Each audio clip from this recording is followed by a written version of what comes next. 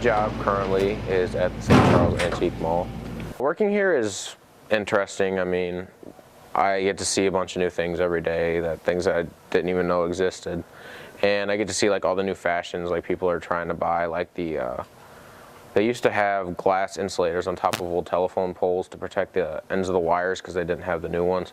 And a lot of people are buying those because it's kind of cool to have them in your window because they're usually out of like a greenish or blue glass, and it makes like kind of like a stained glass effect, but without actually buying a stained glass window. Some of the reactions I get is they're like, "Really? Why would you work there? I would think just a bunch of old people work there." Some other people say, "Oh, that's cool," but I mean, mostly it's kind of a shocked reaction that I actually work here. Working here, yeah, has made me appreciate antiques because things like these, they won't be around forever, and things nowadays aren't made to last like they used to. I mean, we have stuff that come in here from late to mid 1800s that have been around for a long time, and I know that things nowadays aren't built to last. And it just makes you appreciate how people put hard work into things that they made, and they built them basically to last forever. The weirdest thing I think I've seen was one of our dealers came in and he brought this really odd looking lamp.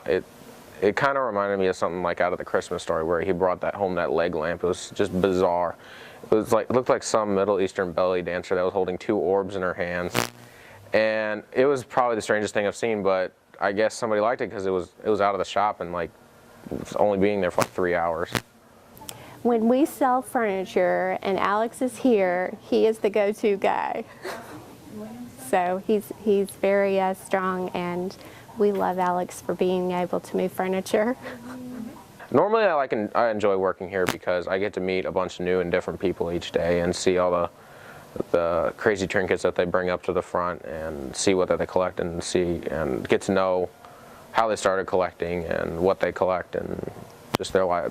Sometimes people just walk in and tell you their life story and you end up talking to them for a solid half hour.